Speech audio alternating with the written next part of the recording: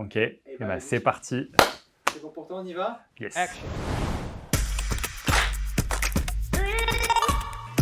Bonjour, Nicolas Bernard. Ça fait depuis janvier 2022 que je travaille chez R3. Pour ma part, je dirige le pôle PME ETI qui est dédié à l'accompagnement des entreprises de taille intermédiaire, donc les structures de moins de 500, moins de 1000 salariés, sur les sujets de la transition écologique et sociale, c'est-à-dire à la fois la stratégie RSE, mais aussi la décarbonation, donc bilan carbone et stratégie de décarbonation. Chez R3, on a une conviction, c'est que les entreprises, elles ont un rôle à jouer dans la transition écologique et sociale. Donc pour ça, notre métier, c'est de leur apporter les solutions les plus complètes, de la stratégie à la mise en œuvre opérationnelle.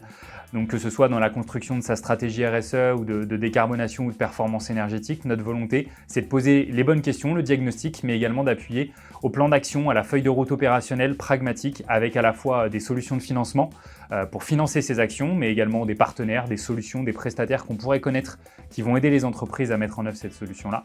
Et enfin, les outils digitaux qui vont être le support du pilotage et de cette mise en œuvre très opérationnelle chez ces entreprises. Chez R3, on part d'un constat, c'est que les enjeux de la transition écologique et sociale, ils ne sont pas toujours faciles à appréhender pour nos clients, les entreprises qu'on a parfois en face de nous. Donc on a un enjeu, c'est d'avoir des collaborateurs qui sont formés à la maîtrise la plus complète de l'intégralité des enjeux qu'on est capable d'adresser chez nos clients. Et donc c'est pour ça qu'on développe très régulièrement beaucoup de polycompétences en fait chez les personnes qui nous rejoignent, pour qu'ils soient capables à la fois de travailler sur les sujets de la RSE, mais aussi de la décarbonation, de la biodiversité, de la performance énergétique, mais aussi des achats responsables. Bref, le but, c'est que nos consultants ils soient capables, pas forcément d'être des experts sur l'intégralité des sujets qu'on travaille, mais qu'au moins ils aient 2-3 champs de compétences diverses qui vont leur permettre d'accompagner au mieux nos clients sur ces questions-là. Chez R3, c'est vrai qu'on a beaucoup de valeurs communes et ces valeurs communes, ça nous permet de créer du lien aussi en dehors de l'espace de travail.